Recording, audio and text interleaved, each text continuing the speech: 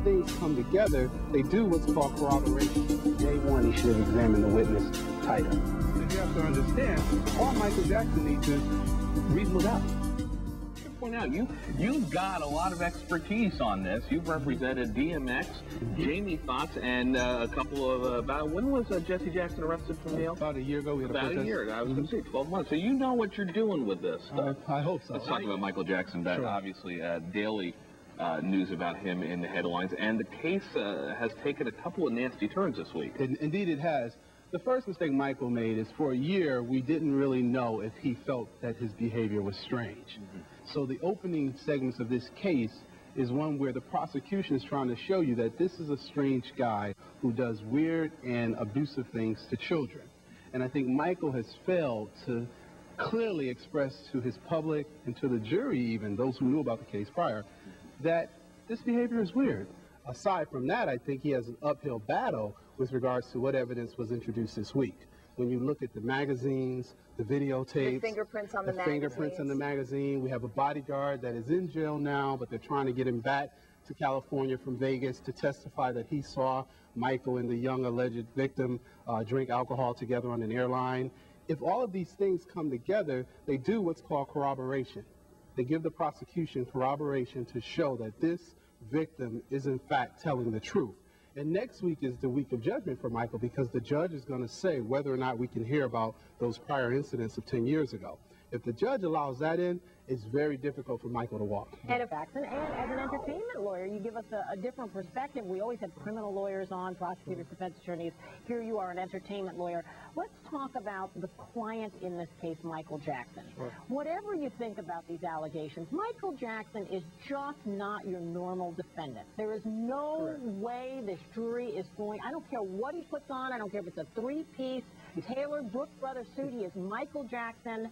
And it's not like Randy or Marlon or Jackie. The others all still look kind of normal. Sure. I mean, so what do you do with this guy? Do you put him on the witness stand, or do you try and explain away his obvious difference? No, he has to take the witness stand. He has to take the witness stand for the survival of his career in the long run. He has to come on the stand and do three things. One, declare his innocence. I'm innocent. I did not do this.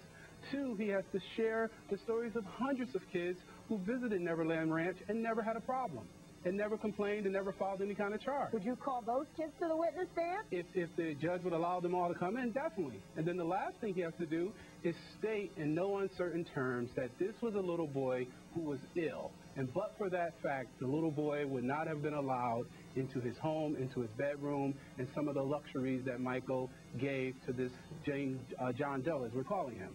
So basically, you're saying he has to get up there and explain this bizarre behavior that you mentioned before the break, this bizarre behavior of having children sleep in his bedroom, even though he's a grown man. He needs to get up there and address that. He needs to address that and say he realizes that this is not normal behavior, but because of this kid's situation, physically as well as his health, he allowed this kid to experience a day with Michael Jackson at home. He's asking them clearly, did you go to Larry Feldman and try to shake down the Jackson family for money? That's the question. And it sounds from what the reporter just said that first we heard, no, we don't know Larry. We've never met with him. Then we heard, oh, yeah, I think we did meet with Larry one time. I think we do know them, which is very, very critical to this case, because you have to understand all Michael Jackson needs is reasonable doubt. He doesn't need to really fight a strong case, if you will, if he can show reasonable doubt. He takes the stand, he contradicts a lot of the things that we've heard so far, and he walks. Very simple and clear. So your sense, James, is that Michael Jackson would take a strong hand in this defense? He would not sit back sort of as the victim that some would portray him as, and have his handlers manage everything? He's participating with Mesereau in formulating this case? Two responses there, Jamie. First, I think he's definitely playing an active role, but I think he's made several mistakes in the past that the family hopes from this case he will turn the corner and make some different moves. What I mean by that is, one, Michael has a team around him in the past, I should say, that he really didn't respect and listen to. When we had the incident 10 years ago, I know for a fact many of the family members wanted Michael to really change some of his habits, some of his lifestyle. And I'm not saying habits of violating the law or molesting children. But if there's an issue of you hanging around young children and causing a shakedown for you personally, Mr. Michael Jackson, as well as bringing the family out to the forefront, you have to listen to your advisors and maybe look at that conduct and make a drastic change. Michael Jackson was a big star in the 80s. Whitney Houston was a big star in the 80s. She's had some legal troubles over the years with her husband, Bobby Brown. She's checked into drug rehab. In fact, a year ago she did it. She's just done it again. Are there potentially more legal troubles on the horizon for her? The question I had when this first broke by one of the news outlets, her contract, is there a morals clause? If there's what we call a morals clause in her contract, does her submission to a rehabilitation clinic violate her contract? She was in the process of making a comeback album. Correct, and they paid her millions of dollars to come back. So the question becomes, can they now pull in the contract, demand their money back, and cancel her album? Let me chime in. I did some research last night. We have about 35,000 people living just like Ms. Scheibel in this country. We have 2/3 of our adults without living wills or durable power of attorneys. So it's a really wake-up call for folks to get with organizations like Aging with Dignity. If you go to their website, they give you the forms. They'll mail them to you for free.